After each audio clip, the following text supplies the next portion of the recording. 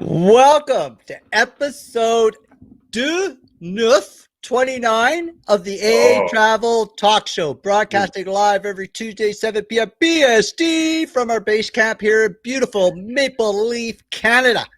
You've been practicing your French?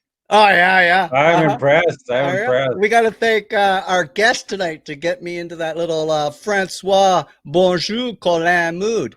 So bonjour. there you go. Yeah. So Colin, we have a fellow angler coming to the show, and you are the resident angler of the family. So you must be pretty excited. Oh, yeah. It's going to be good to have her on and hear about her exciting stories and this lure of hers that supposedly catches anything.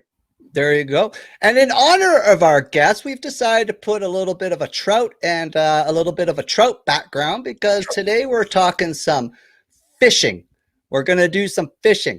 And we're very lucky. We have a great show today. And we're very lucky. And we're going to be talking with owner and fishing lure guru, Sophie Hughes of Lucky Bug Lures. And she's going to join us. I just want to name off a few of her ingenious little lures here.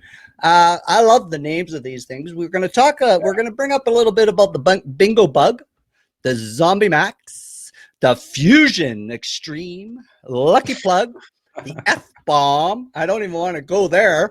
And the Pipe Bomb. And then that's just to name a few. So she's going to tell us a little bit about the fishing industry, her fishing, about the creativity that goes into her lure company. And she's a manufacturer. And I want to make sure that people understand this lure is sold throughout North America through Walmart, Canadian Tire, and a lot of fishing specialty stores. So we aren't bringing on any lure person. We're bringing on a bigwig of the lure industry that we're very proud. Canadian-made product, Canadian-made business. And you know, Carl, we're pretty excited about anything that has that Canuck label on it. We'd love to support our fellow Canadians and, bring it on. Yep.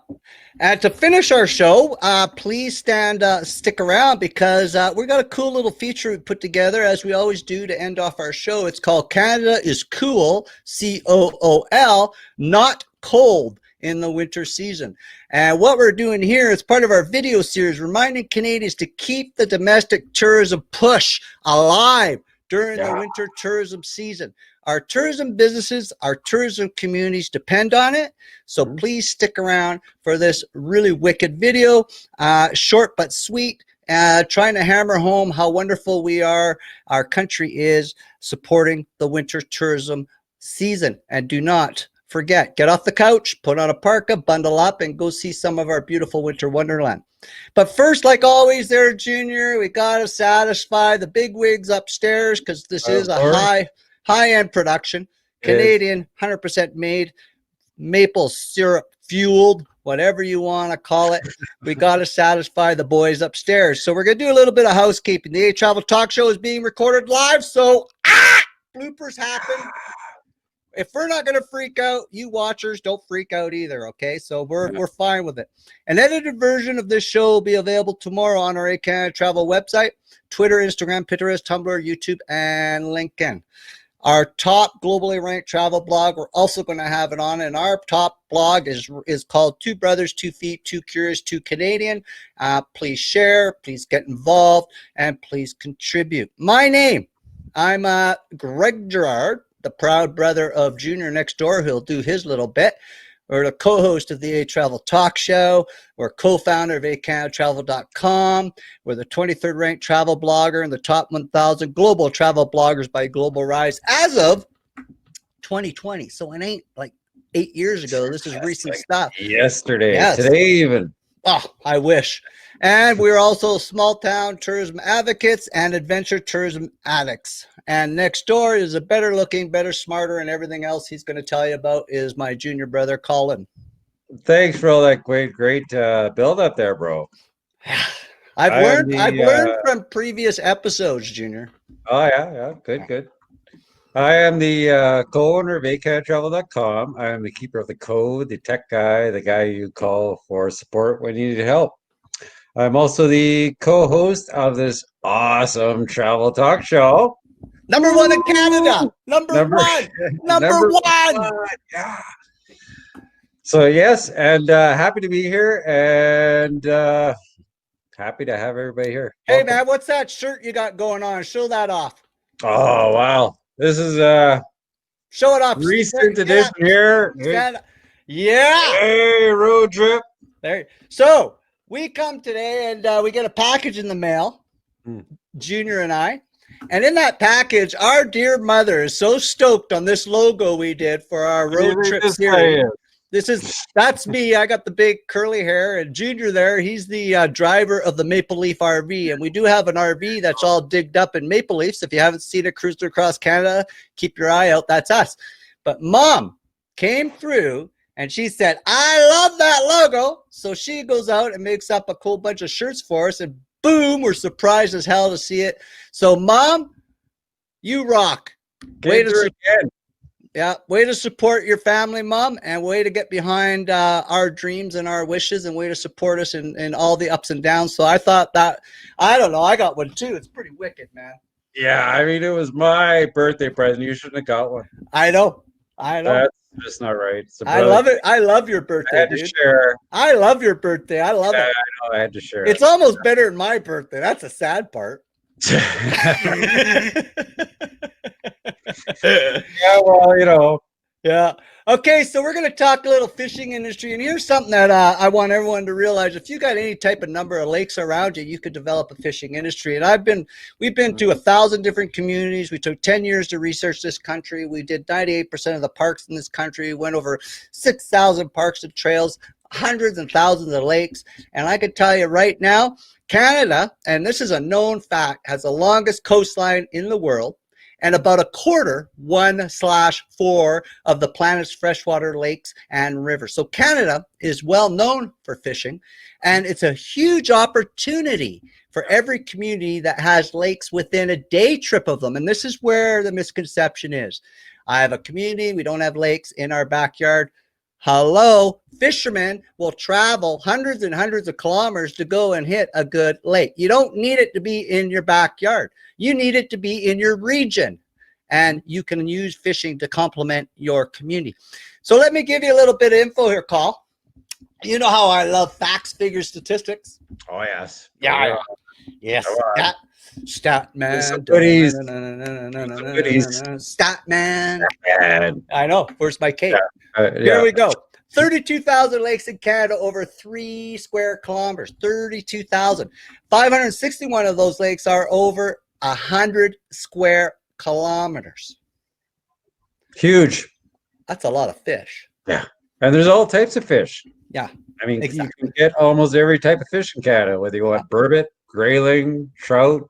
Oh, now he's just showing off. Don't listen to him, anyone. He's just showing off. He thinks he can name all the fish. He can catch fish. If you name fish, you don't catch fish. Well, of course, he also got the best salmon fishing in the world on the Pacific Ocean West Coast too. So, hey, we don't do bad on the East Coast either.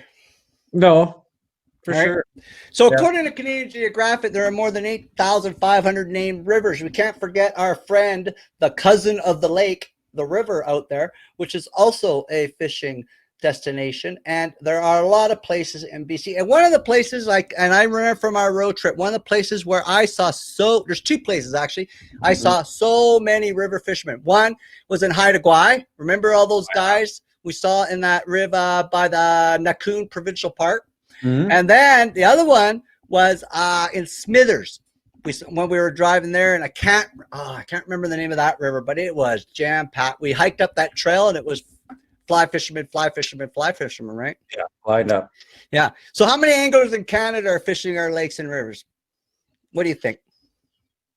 Right now? It's a pretty tough question, I know. I didn't Anglers even... in Canada with more so information. Here's the stat. 2.5 million anglers fished within their home province or territory. Last year. This year. Yeah.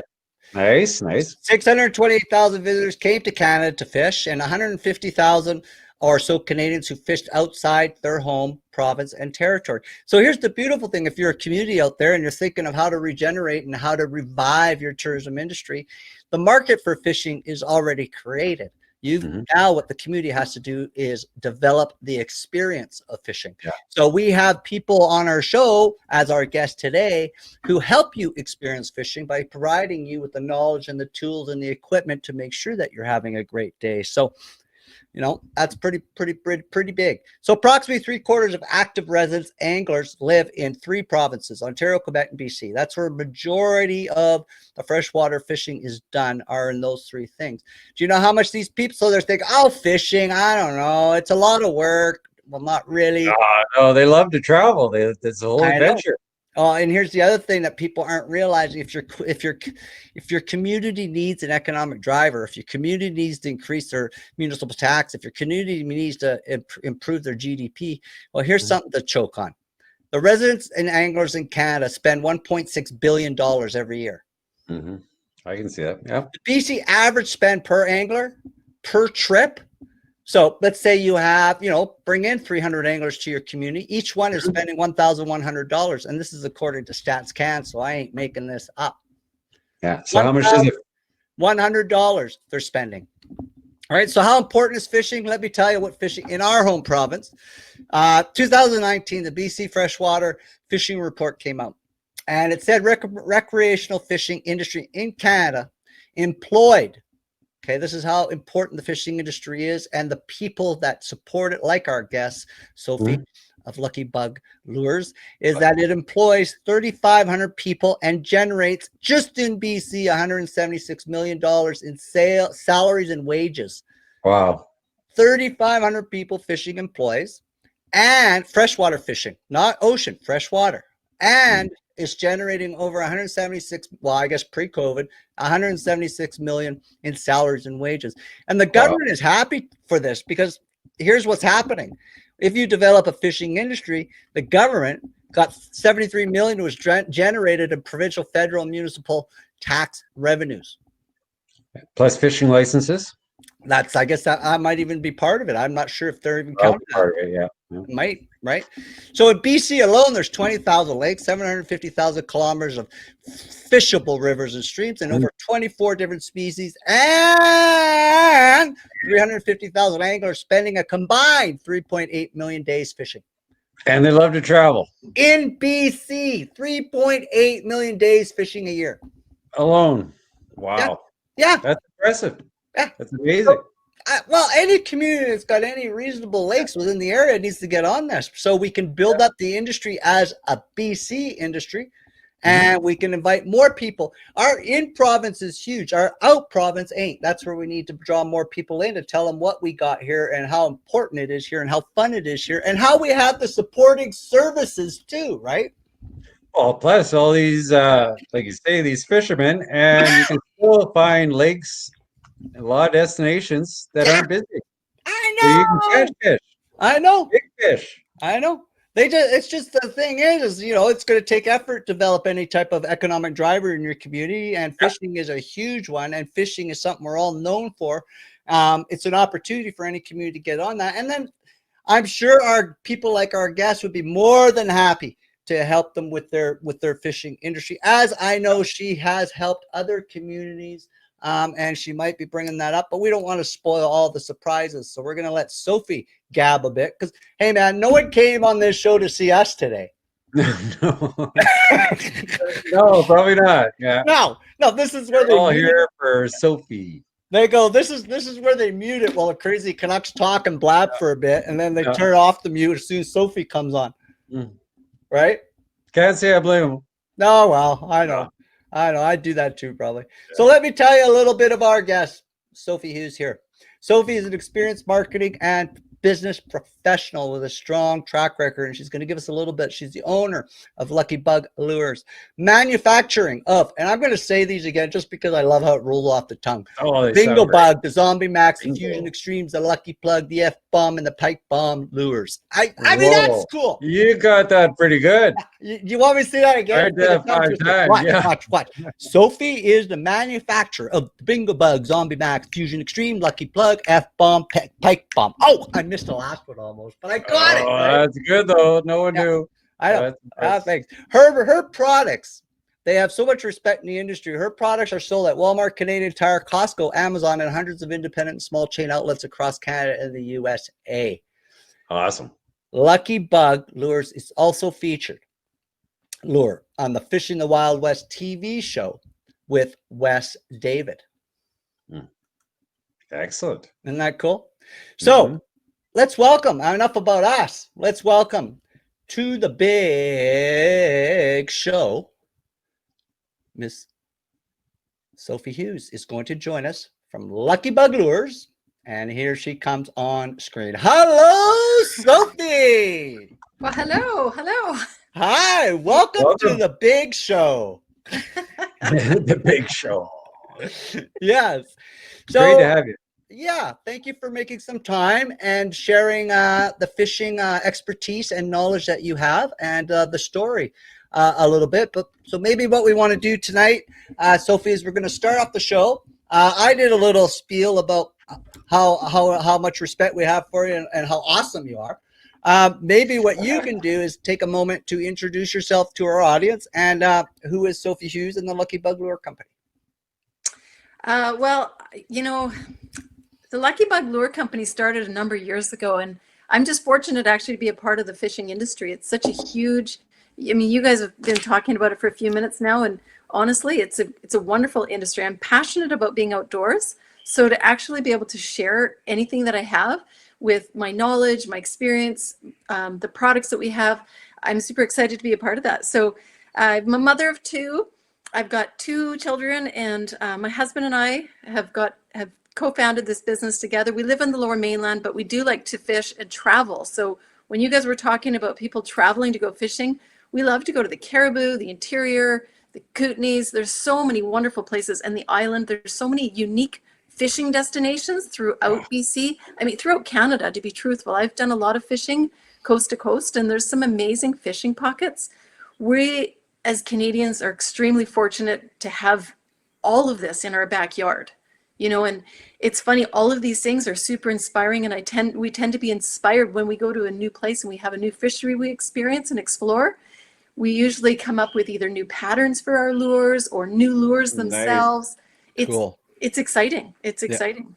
Yeah. So that's who we are. We're just excited to be, you know, connected to our communities and connected to fishing, and we're passionate about it. So and how do you do that? Do you on the show to share that? Thanks.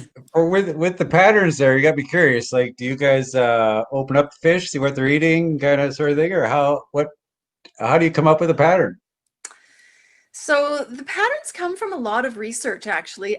There's a lot of field research. There are patterns, you know, we know there's some science behind the way fishing works. So there's an art and there's a science. So the science behind it is, you know, at different times of the day, different places, fish have different needs. Sometimes they're not eating. So when they're spawning, they're not hungry. So, you know, a lot of what we try and do is we try and develop a reactionary strike from a fish. So it's not always that they're hungry and that this is just placed in front of them. We want to make sure that we're eliciting strikes in almost every situation. So the patterns come from the science behind what fish are eating. Sometimes the fish are actually eating their own. Sometimes they're just eating flies. So it depends on the season, the time of year, and then also the size of the baits are created based on the fact that sometimes fish in the beginning of the year are eating smaller fish because that's what's, you know, hatching and that's what they're seeing. So, you know, we've got multiple sizes, multiple colors, and multiple types of fish that they're eating. That's where that comes from. Wow, very scientific. That is very. So I don't spontaneous even know. question. Sorry. Well, some of it's a little bit of art though too, because sometimes you got to catch the fisherman first. Yes. So sometimes the fishermen have a favorite color that they like. You know, like if pink's their favorite color or green's their favorite color, they just want to tie that on. Sometimes it doesn't have anything to do with anything, and sometimes it just being different in the water elicits a strike response too. So there isn't any rhyme or reason. So usually what I say to people that are fishing, it's about the confidence you have in the equipment you have. So if you're confident in your line and your lure, you're going to leave it a little bit longer and probably get that hook, because you're only going to catch something if your lure's in the water. If you're constantly changing your bait, you're not going to get as many strikes, right? Makes sense. No doubt. Makes sense. Good. So I don't know if we touched on it, but I'm going to throw it out and see if it sticks. But when we were looking at the lineup of your lures, and it's some of the classic names, and I'm going to do it again because I'm a hook. So the Bingo Bug, Zombie Max, Fusion Extremes, Lucky Plug, F-Bomb, and the Pipe Bomb. What makes your lures unique to the fishing industry and maybe different from other lures? So, I mean, what's unique about ours is ours catch the most fish. Nice. Yeah. I have a saying that I like. It's, fishing is fun, but catching is better. Yes. Yep. No, so what it is really is the science behind it. So there's a lot of science that goes into the way we manufacture the fish, the fishing lures. To be honest, that's more my husband's strength. So we've created these lures and I've created the marketing behind it, but really it's a Trimax technology that we've, coined. And it's, the science is, there's a vibration. So you really have to attract the fish first by the vibration. So in a fish, the biggest organ they have is their lateral line, and it's on the side. So they'll feel something before they usually even see it. So we attract them by the vibration. And then once they get to the lure, what they need to do is see it. So whether that's contrast, whether that's something that's subtle that, they're used to seeing, they need to then, the sight is part of that. So a lot of times we've actually even included UV because as, depending on where the fish are, as they go deeper and deeper, less UV light actually penetrates the water. So they see less colors in the spectrum. So there's the color, and then there's also the erratic movements. So like I said, sometimes you want to just compel a fish to strike even if they're not hungry. So an erratic movement, a bait fish that looks like it's injured and behaving differently, even when a fish comes on it, sometimes even just that movement of the water with the fish coming up to it, it actually pushes the lure away the way we've got them built. So then it's like, oh my gosh, I better strike it now before it takes off because this is where I'm getting my next meal. Nice. So those are the three types. We do the visual and the erratic random movements and the vibration. That's what's unique about our lures, and that's what makes them catch more. Excellent. Wow. Triple whammy. I think we should just end the show now. I've learned way too much. I'm getting brain over freeze here. I want to go fishing. Almost time to go ice fishing up there. Yeah. Oh yeah, I can't wait till we have a little convo about that one down the road. I think that's a huge opportunity, as we discussed earlier, right? Yeah. Well, it's interesting because right now we're in kind of a lull for fishing. Right now it's kind of a shoulder season. You know how in tourism there's shoulder seasons. There's a high season, and when their fish are all biting. Right now they're all just finishing feeding and starting. And really, a lot of the water's too cold. People don't want to go into it. And there's not ice on the water. So you're in that, it's too cold, but it's not iced over. Yeah. So we got a couple of months now where we can just talk about fishing. So this is good. Yeah. I get a plan for fishing. We're going to plan for fishing. Got to get you a belly boat or a kayak. Yes, kayak. It's on our wish list, and that list gets, every time we have a guest, it gets bigger. I don't know what's with you guests. You just all our list is every time we have a show, it's like, God, that would be cool. Maybe, great idea. Yeah, good idea. Right? She's a bad influence. I know. Wow, we're gonna have to have her back. You can never have too much tackle. Yeah. No doubt. So, Sophie, your products, and I was really impressed with this, is your marketing background, your experience obviously has been paying off because your products are available in major chain stores. They're available to fishing specialty stores, tackle shops across Canada and the US. So being in marketing in my suit and tie days way back when, I know that's a big feat to get that on the shelves and to get positioning. But what our audience may not know is that your lures are also featured on the very popular Fishing the Wild West TV show with Wes David. So my question to you is this, marketing guru of fishing lures. Your marketing for the Lucky Bug Lure Company is putting your product on the shelves and on TV shows. What do you attribute your success to the marketing so far? Because I know there's a lot more, but right now, what do you attribute? What are the keys to the marketing success? Innovation, I think, that's what's brought the uniqueness, the innovation in the marketing opportunities that we brought. So we actually have different ways that we've marketed that aren't typically used in this industry.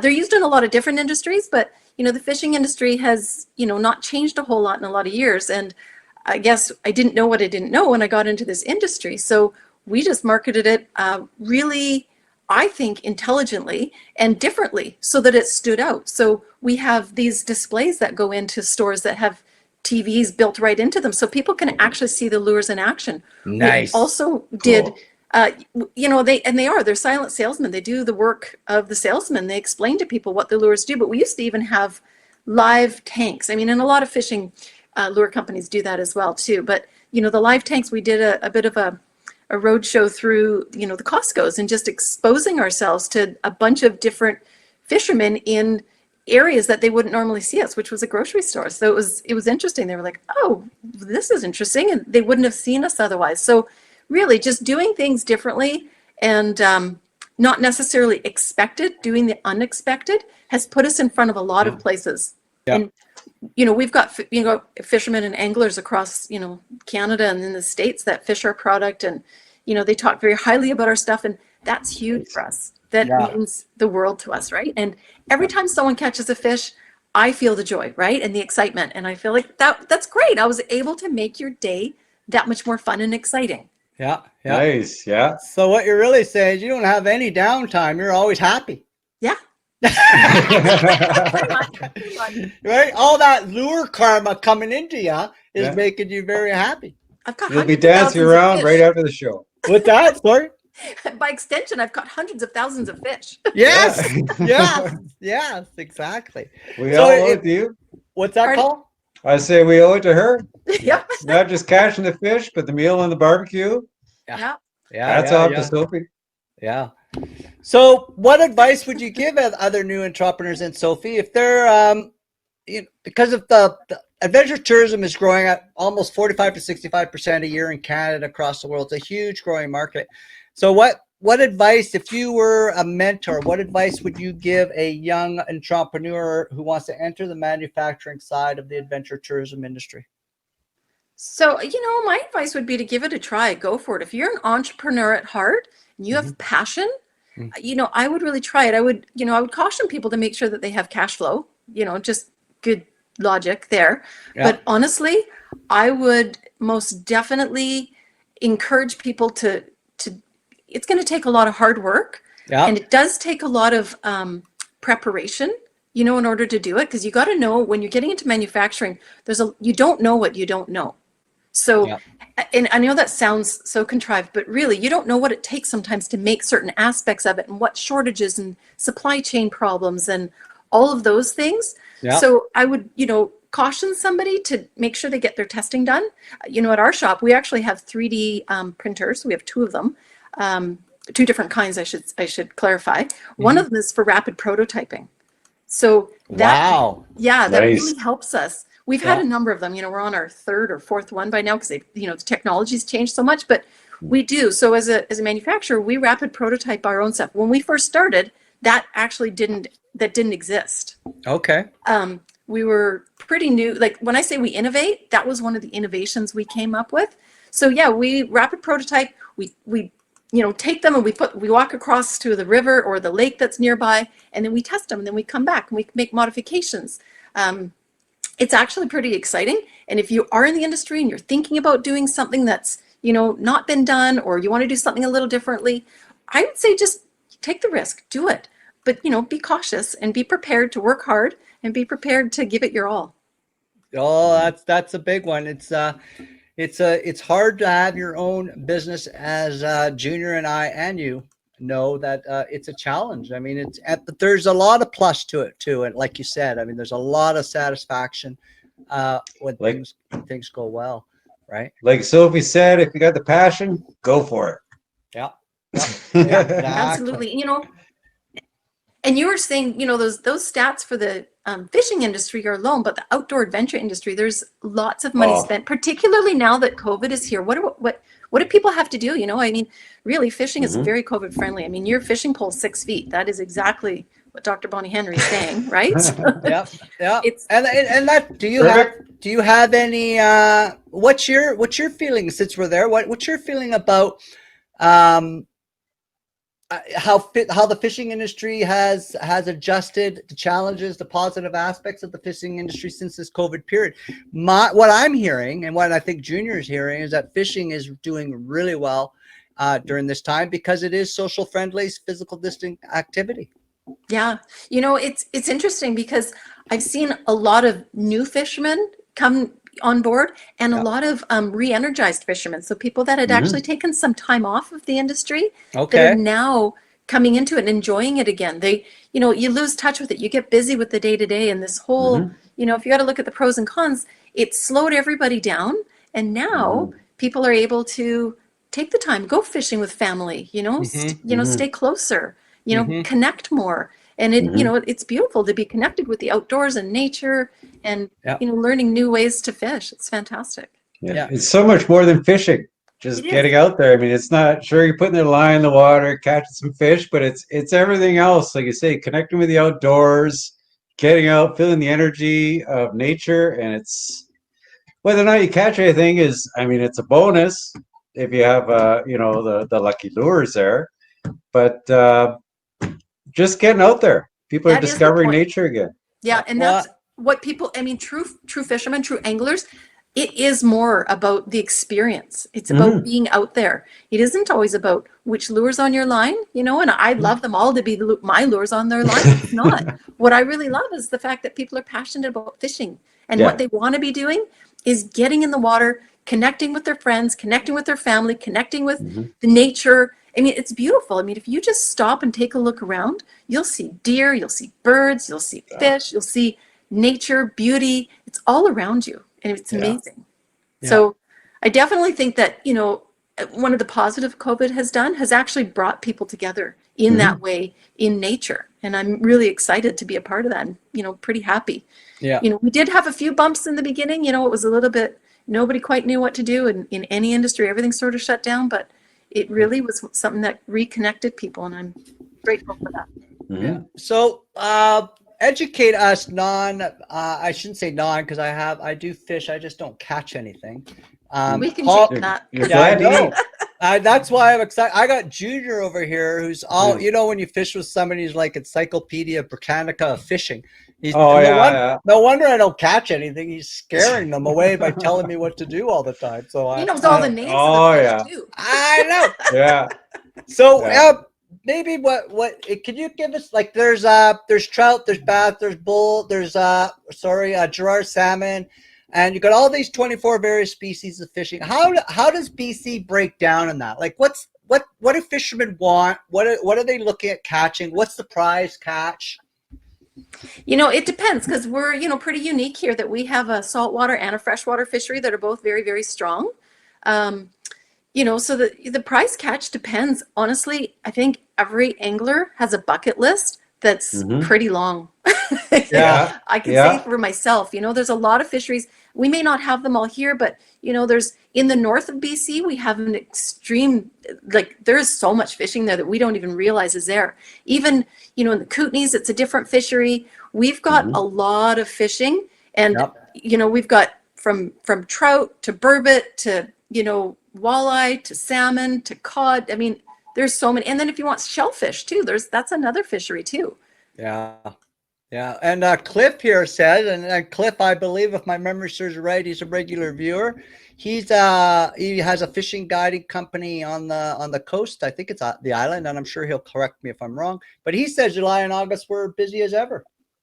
I'm not surprised. Cliff, I expect that you must have had a bit of a slowdown going into that, trying to figure out how to navigate with COVID. But I would only imagine that you'd be super busy. All the resorts that I talked to, so they were, they weren't booking anything. Then all of a sudden when they opened up, they were busy right until the middle of August or October, I should say. Nice.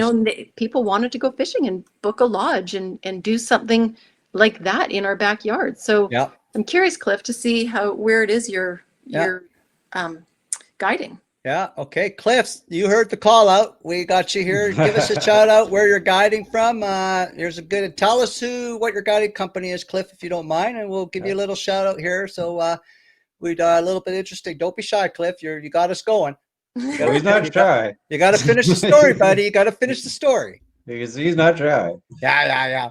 Okay, so while we're waiting for maybe Cliff to get back to us on that, I really was surprised at some of the stuff I found out. Like according to say Stats Canada, for instance, there's approximately 8 out of 10, which I thought was what's going on here? What? Eight out of 10, right? And I'm going, what's going on with that? So 2.5 million anglers fished within their home province, as we talked in the beginning. And then you got the 682 that are or 628, visitors that are coming out of province. And then you got the 150 that fished out of province. 628 is the ones that come and visit from out of country.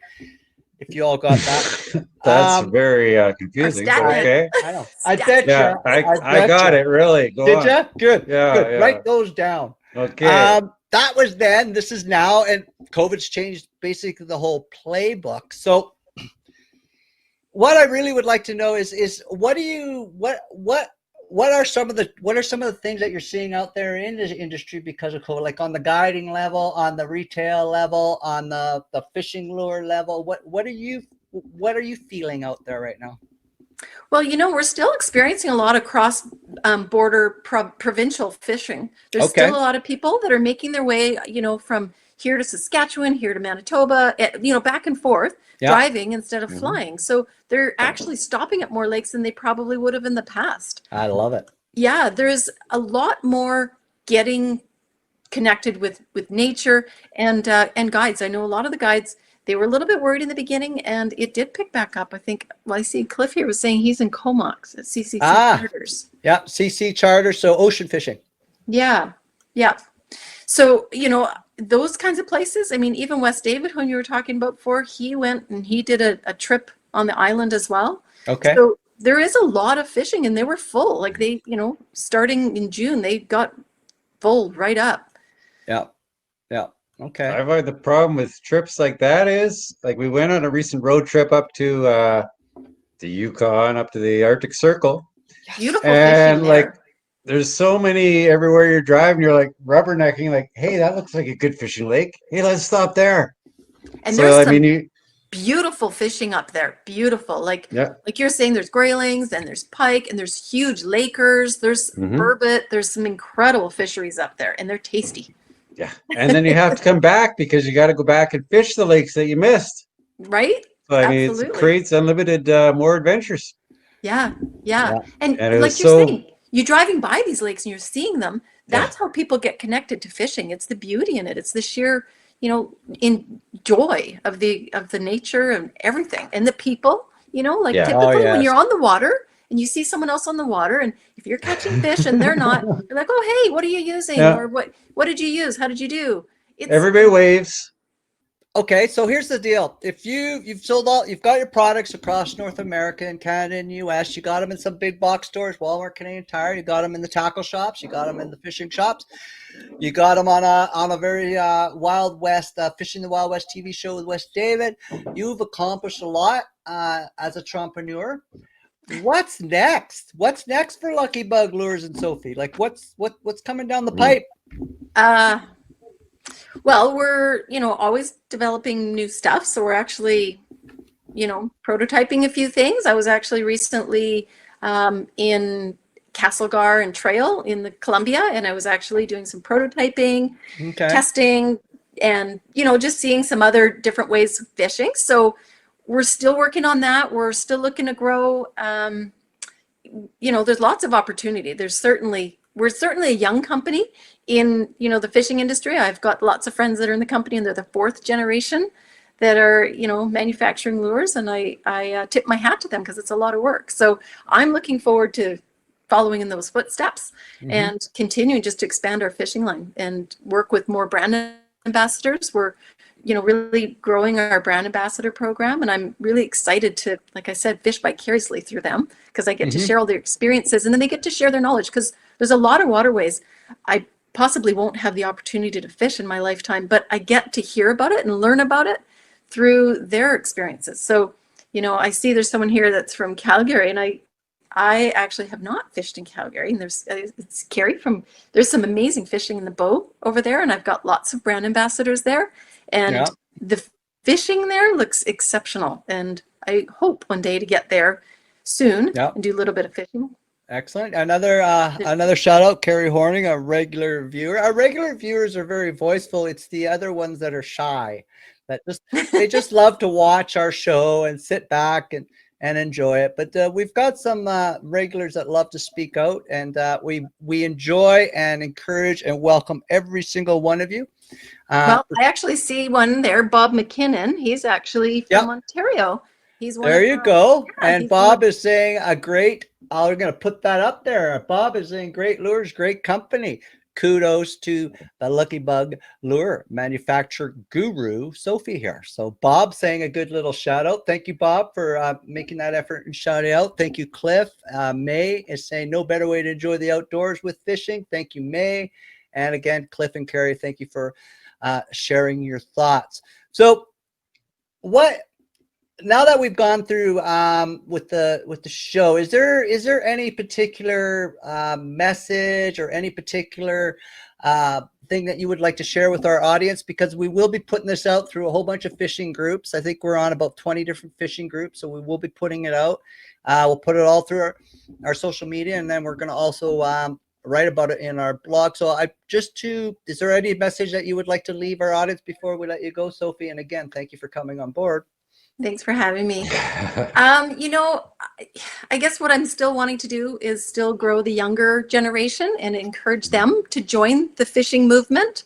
And I'm hoping that through social media, we can actually keep them connected and connect on a nature level with them. So that's something that I'm really interested in. And I'm hoping to work with some, fishing for autism groups and nice. Other ones, just to connect everybody, right? Fishing feels good. Fishing, in good times people fish, and in bad times people fish. So I just want to, be a part of that, and I want to keep the young generation and the conservation of our beautiful industry. I want to conserve it to make sure it's there for the future for all of us. And I guess that's what I'd like to leave with people. And if anybody's interested in joining us as a brand ambassador or to support our products, I'd be happy to talk to them. Exactly. That's amazing. I mean, the young people, they just don't. There's so many that don't get experience the outdoors or fishing, and once they do, they're hooked. You just got to get them out there. Unless you're out there with a little brother. Well, you're hooked now. I'm hooked, but that little brother boy, if you don't catch anything, he's on you like a fly. You can't walk away without a fish when he's around. What do you mean? I can't come home without a fish? I know. Well, I got to go to the grocery store if I don't catch anything. Anyways, we can't air our laundry on this show. I think you just did. It usually happens. Yeah. So again, thank you to our guests, Sophie Hughes of Lucky Bug Lure Company. And again, the best way you can contact Sophie in various different forms and formats. So we've been putting up her website. That's luckybuglures.com. You can get a hold of her there. She's also available on Facebook, Twitter, YouTube, Pinterest, and Instagram. Have I forgotten anything? Instagram's my favorite. Instagram. Okay. Yeah. So again, if you'd like to get a hold of her, Instagram is a good format. That is the one that seems to be a big favorite for her. So you can contact with her through any of these formats.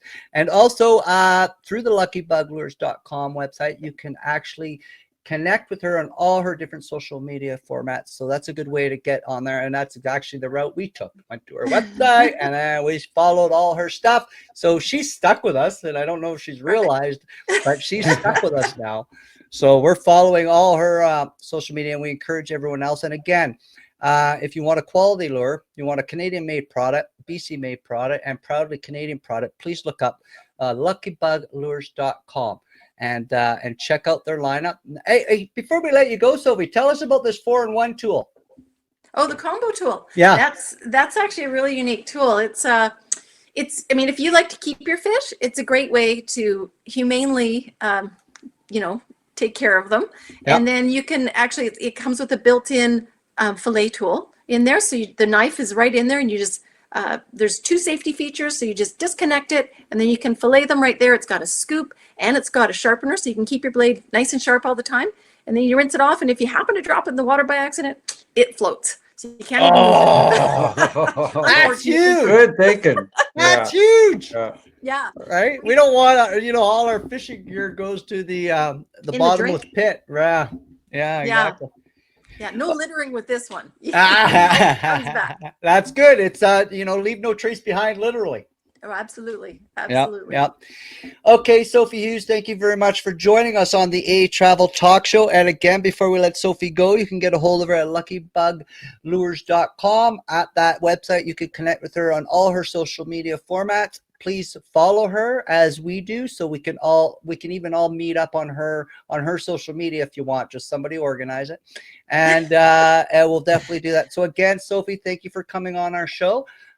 We extremely enjoyed it, and we will be in touch. Absolutely. Thank you again, gentlemen. Safe travels, as you guys like to travel. So stay safe, and we will stay in touch. Excellent. Take care, Sophie, and thank you very much. Thank you. Thank you, Bye-bye. everybody. Thanks for watching. Excellent. So there, Junior, that was Nice. Sophie Hughes of Lucky Bug Lures. She just wowed us with her guru-ness on fishing and so forth, and I really enjoyed that. How about you? It was a pleasure to have her on the show. Yep, I learned a lot. Good. I learned a lot. Well, when you start at a low bar, Oh, come but on, I be learned a nice, lot be too. It was nice. really interesting to hear what she had to say and the way they Yep. develop it. And Yep. I'm gonna be I dreaming. mean, I'm gonna be dreaming trout tonight. That's all I yeah, gotta say. I mean, it's gonna be trout jumping all. You know, people say they count sheep to go to bed. I'm gonna be counting trout. jumping trout. Yes, yes, Well, I yes, think if yes. you're going to catch a fishing caddy, you should use a Canadian lure, hands down. Yes, I totally agree with that. Especially if they're the best ones. And if you're going to go and get a fishing guide or a fishing tour or a fishing charter, you should use a Canadian website. Just putting that out there. Yeah, exactly. Right? The A Exactly. Travel Talk Show is brought to you by the A Travel Marketing Group of Tourism Innovation, which includes our ehCanadaTravel.com, which was just voted the best nationwide adventure travel company in 2020 by Lux Life and AI Group of Magazines. That's huge overseas. We're really proud of that award. So thank you again for recognizing That is us. awesome. We are one of the few and only privately operated tourism company websites in Canada. So we take particular pride. As Sophie says, when you are an entrepreneur, every pat on the back means a lot, and we work hard for every pat on the back. We're passionate. Also part of the Travel Passionate. Marketing Group is you can become a Canadian Adventure Ambassador on our website. We have an interactive feature where you can share photos, videos, and you can write for our website, which then goes and becomes part of our website. So you can write content, show your expertise, show your knowledge, show your joy of whatever activity that get you going here in Canada, and you can write a nice 600-word little article educating our audience, and that article will go on our website, and it will be promoting you, your business, and whatever sorts you want it to. So it's very interactive. No one else does it. And that is our newest feature, and that's what we're bringing on board.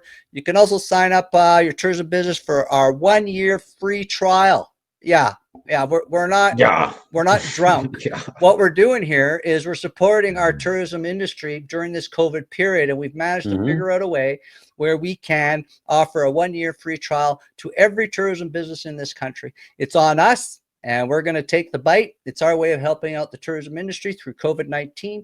And a little caveat to that, you don't see any of our government tourism associations pulling out any tricks like that. Nope, it's the private guy that's trying to do the work here. So we appreciate that. The Travel Marketing Group of Tourism Innovation also includes our Two Brothers, 2 Feet, 2 Curious, 2 Canadian blog, ranked 23rd in the world of the top 1,000 global travel bloggers by Global Rise in 2020. Also includes this A Travel Talk Show, best ever show live. Best ever. I mean, by far, it's entertaining. Come on, come on. Even though people don't come to see us, we have some pretty quality guests on this show that are all over the map in every type of adventure tourism atmosphere, and federal politicians, scientists, professors. And the nice thing is we're bringing them all together about talk one thing that's dear to our heart, tourism. Right? You betcha. Right. So, and last but not least, part of our A Travel Marketing Group of Tourism Innovation, we have our proven one-of-a-kind one-of-a-kind main cast small and rural community content marketing program called Experience Community. This program, no one else has it in Canada. We developed it. It's particularly made for small and rural Canadian communities to kickstart their tourism. It doesn't take any extra staff, doesn't take any extra time, and it's a kick-ass program. And if you're a small community and you want to get economic development going, you want to target new groups, you want to develop a tourism industry, you want to develop a season, we're the ones to talk to, because every other tourism marketing model out there is built for urban center. That's the problem.